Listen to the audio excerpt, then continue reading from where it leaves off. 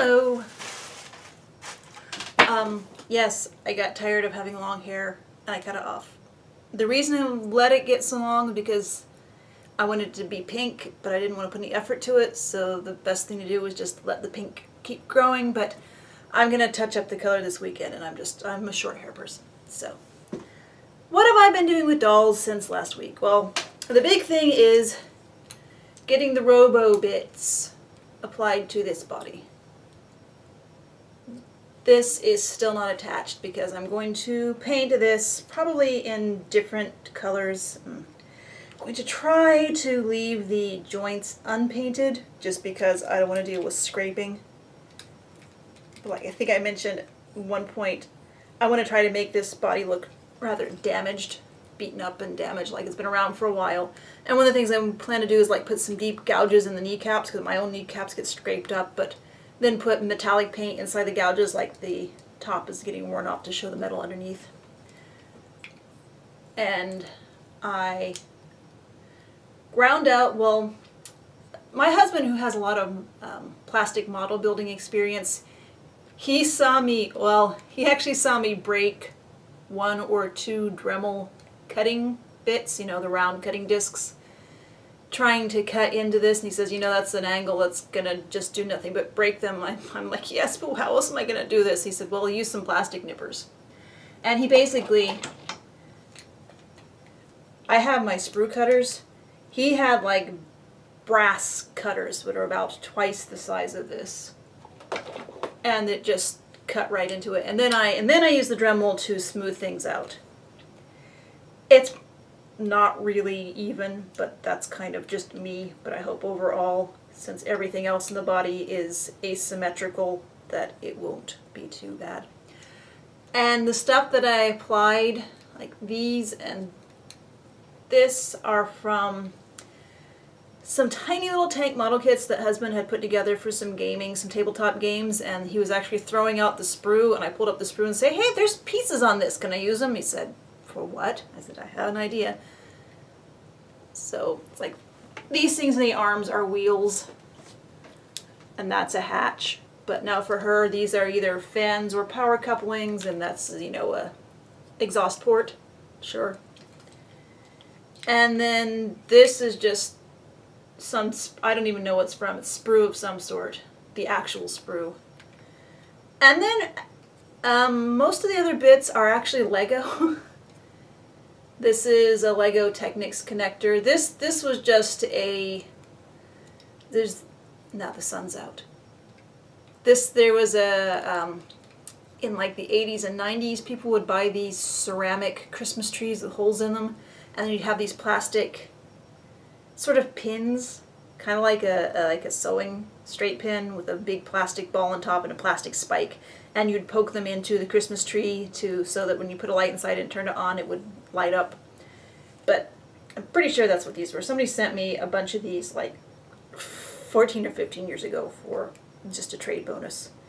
So this is, I think, the first time I've used them since then.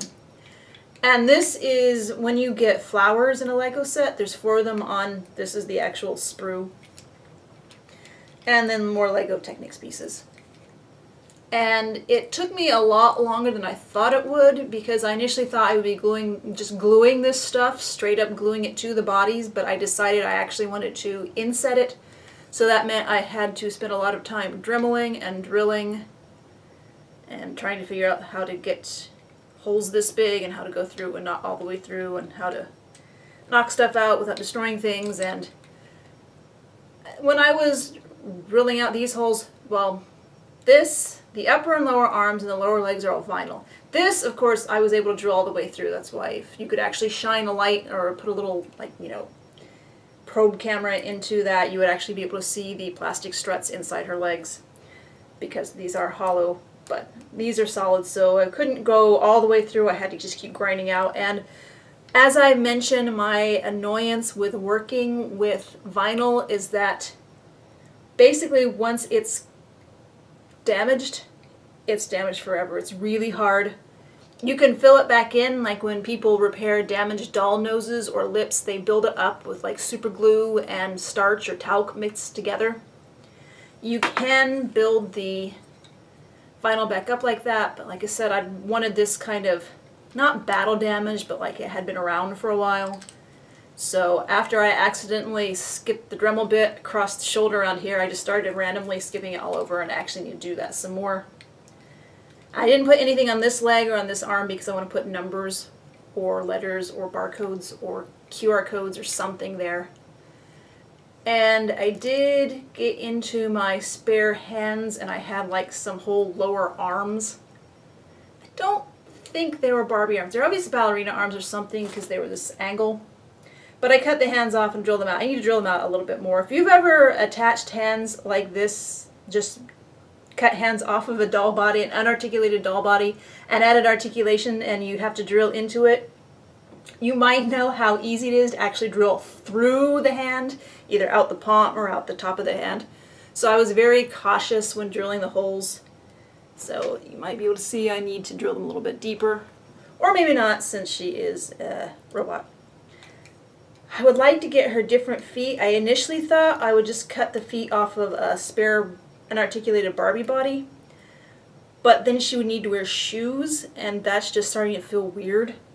So I would like to come up with some sort of robotic feet. You know how Transformers and Gundams have this just hoof feet, robot feet. I don't know how to describe them any better than Japanese robot feet. I need to come up with something like that for her.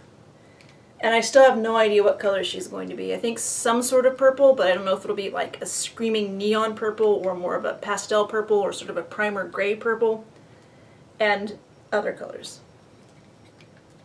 It's going to be a little weird for me to paint over these and then paint them again for detail, because I actually kind of like the colors they are now. But that's not the goal for this. I really don't know where I'm going with this, but I know I want to keep going. And I will probably reroot her in a very unnatural hair color. And if I can find a fiber that's sort of an unnatural kind of fiber that doesn't hang like regular doll hair, that just looks really wrong and weird, I'll probably go with that. And repaint her face and give her the sort of Nick Valentine or back of the Gary Newman album eyes, just not quite right eyes. Eventually. And then I finally got this shirt pattern finished up and shared. I have not taken proper pictures of this yet, but it's shared. I actually spent Saturday, my normal craft activity day, Saturday afternoon for a few hours. The kiddo had a party, a birthday party he went to at a swimming pool, and he's never been to a pool before, so I kind of, not being a helicopter mom, but I wanted to stay there and make sure he was okay. And one of the other moms there, well, there was only one other parent who was there for any length of time, and she actually was not there for like the first hour because she had some errands to run or something, and then she came and was there for the next hour or so, and she's a lot more talkative than the parents of the kid whose party it was. They're nice people, I don't think I have anything in common with them. This woman, she didn't like the sun, she didn't like swimming pools, so we're talking about how much we were happy to have that big shade and how the kids can be in the pool but we don't want to, and it got onto it that she still likes Barbies, although she leaves them in the box, so it's unusual for me to have something to talk to other moms about. And the pool party mostly went okay for the kiddo, except for there was one kid who was a troublemaker. And at one point, he grabbed my kid by the t-shirt and acted like he was going to throw him in the deep water. And he got yelled at by all the parents who were there for that. So we were keeping our eyes on that kid. But my kiddo was fine for the most part. It's just, he only actually got his head underwater in the baby pool, the wading pool, because they had the big thing with the water coming out. And they were playing with balloons, and the balloons got under there. So they were daring each other to go under to get the water in. And after the party was over and everyone was lingering, and you could tell the kid whose party it was, parents really wanted people to leave so they could just go home. My kiddo, he tripped and fell and hit his knee, so I was able to convince him to leave then. So, most of my Saturday was not involved with dolls or crafting. And most of my Sunday was taken up with this. Then yesterday, like I said, really fast, I went ahead and finished up the instructions for this phone. Hold on. So yeah, yesterday I finished this up. I did make some changes. The only change I made between when I did my test pattern and when I actually prepared it for sharing was the collar band on my test pattern I had made way too long, so I shortened it on the the pattern that I shared. It should still be a little bit long, but I'm not absolutely sure of that. But like I said, every time I release one of these patterns, you get what you pay for. So the other thing I did really fast last night was I pulled out my dark plum craft acrylic paint and I painted some hairs around her hairline. As I suspected, it is a fantastic match for this hair. The hair from the Star Darlings doll, excuse me. So that covered up where the Mr. Super Clear had been sort of masked off from her vinyl by the yarn hair I'd had on her before when Josh painted her. And also it softens the hairline. So now that I have that painted, I can finally start taking pictures of her too. I hadn't taken pictures of her yet because I wanted to get that done. And it's done, so I can do. And then today I went thrifting. Yes, I know. I didn't get much. The thrift stores are starting to put all their Halloween stuff out, like front, center, and featured. And I think they even save Halloween print cloth and stuff to put it around Halloween. They don't understand that there are those of us who would buy it all year. So there's like over a yard of this, maybe a yard and a half to 2 yards. I haven't measured exactly. And I am honestly wondering about, I don't know if I bleached this, I might test it.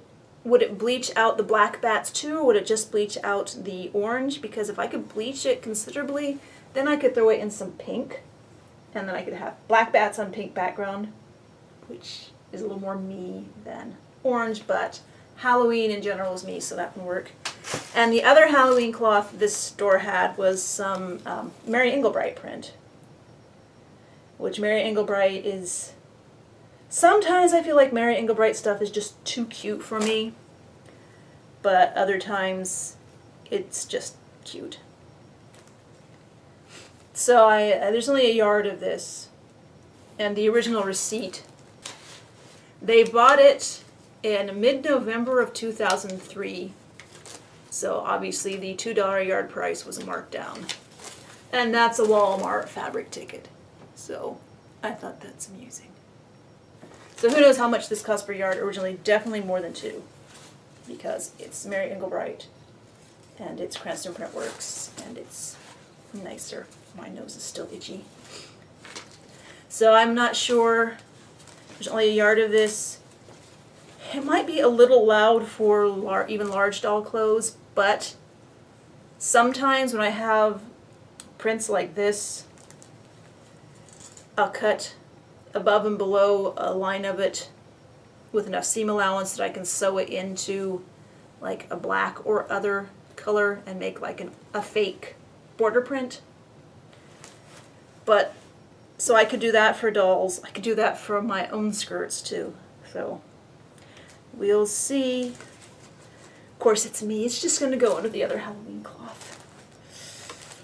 Maybe I should go ahead and I was looking through my cloth for something to give somebody, and I pulled out a whole bunch of prints in like lime greens and purples and oranges that would look really good together, and I'll have almost enough to make a patchwork blanket. So I don't know if I'm going to get into patchwork blankets again soon or not.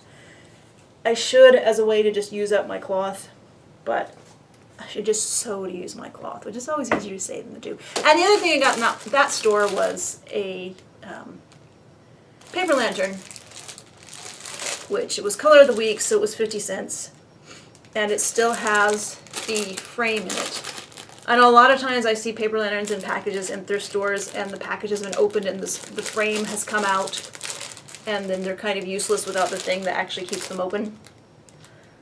So I might finally, I've always loved these, but I was always afraid of putting the light bulb in them and them getting so hot and then catching on fire. Even though there's the guide for how much wattages you can put in, But here's the thing, since we live in the era of LED bulbs, I can actually put in a brighter bulb than would be called for eventually. The other thing that I picked up in the other thrift store was I found Liv. She was also 50 cents. I didn't even notice until I was walking up to the checkout that she has green fingernails and green toenails. And I'm pretty sure this is factory applied. Oh, no, maybe not. It's coming right off. Never mind. So somebody took their time to give her some lime green nail polish, and here I am picking it all off. That's actually pretty good for somebody applying it on their own. Usually, you know, when you see nail polish on a doll, it's not applied with much precision. It's like it was applied with an actual nail polish brush when kids put nail polish on dolls. This kid was careful, and then she got rid of her doll. And then the big thing, it's not really big. My husband brought me home a Space Pop. Now, I know that Toys R Us has these down to $5 and less, so it's not like he really splurged to buy this for me, but he still got it for me, and I'm gonna open it now.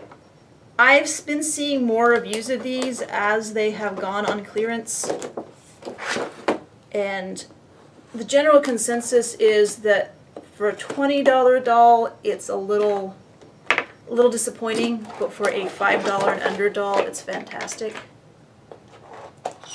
So I expect her to be okay. I will say already, I have been looking at her outfit, and it is horrible because there is not one finished edge on the whole thing. Now, I know, now these are made by Madame Alexander. They keep trying to get into fashion dolls. I know it's common for more and more dolls to have like special made outfits like this, where it's sort of heat stamped or laser cut out of a polyester or other synthetic so the edges melt together and it doesn't really fray. So I'm kind of used to that. I still think it's cheating. But the annoying thing is her bodysuit underneath, her romper, that does have a center front seam, is made out of a cheap jersey synthetic knit, and the edges of that aren't finished in any way, shape, or form. I don't know if you can see how horrible they are. But not like I care about the clothes. Oh, and also, I hope her lower legs are vinyl because that will make getting those printed socks really easy to get off, because if they're vinyl, then I can just use acetone. If they're not vinyl, things will get challenging. Let's see. Now, when I was a kid, I would have absolutely loved the alien princess aspect of these, whether I actually watched the cartoon or not. Ooh, that's a floppy arm. That's not good. I don't know if you can see how floppy that is. I don't even know what's going on there. Let's see, there's some thread to cut. I'm really not used to getting dolls still in the box anymore. I'm so used to thrifted dolls. I mean, I know I do still get dolls in the box because I have so many of these clear elastic bands that I keep and use for doll hairstyling. But actually getting a box, especially, I guess the other thing is that you take enough Barbies or Monster Highs out of a box, you get used to the way Mattel packages things. And since this doll is not Mattel, the packaging is it's like reinventing the wheel. I know the whole goal of packaging for dolls these days is to make sure that they look good. My husband thinks it's to make sure that they don't, someone doesn't just reach into the box and steal them because they're so hard to get out, which might be a problem too, but. So the weird hat headband fell off. So that's nice to know that it's not tagged into the head like so many Barbie hair accessories are. That's an interesting, I know you don't care about the packaging. The waist was held in with the band looped over those bits. Now I tend to keep these because they work. I used to use these before Chris shared the bread tag method. I would cut these things apart because you used to see these more often in doll packaging. I would cut the things like this apart to put on neck pegs to make things fit better. But now that we have bread tags, I don't need to do that.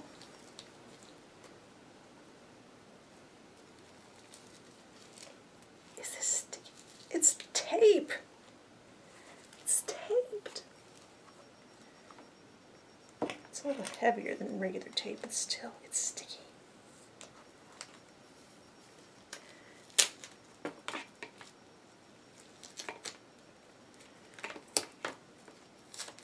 I don't know, are there copyrights on the way dolls are packaged? That if you package your doll like another brand packages their doll, can they take action against you for stealing their packaging design?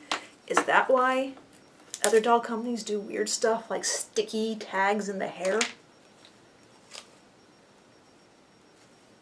It's okay hair. It's a little nylon feeling.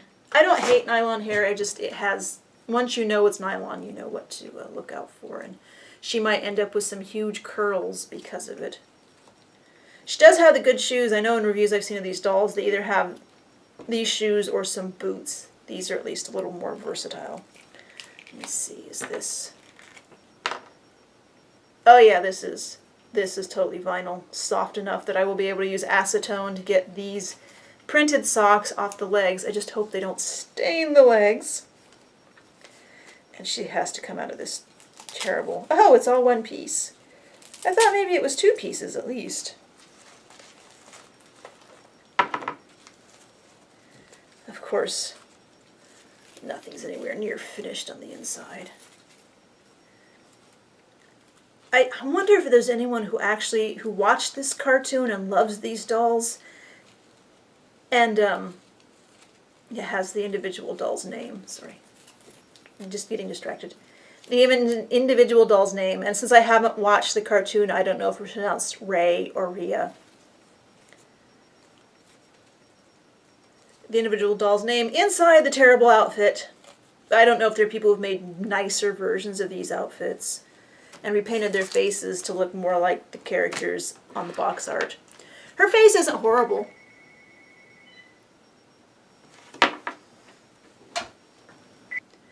So anyway, I actually like her very simple face. I'm not sure if I will keep it or what I will do with her. Besides, try to get this off the legs. And this arm is so... It's not... Okay, maybe it's... The other arm is definitely more stiff. But this just has some areas where it will not. I'm thinking maybe if I dunk, I'm sure that that's also vinyl. No, maybe not.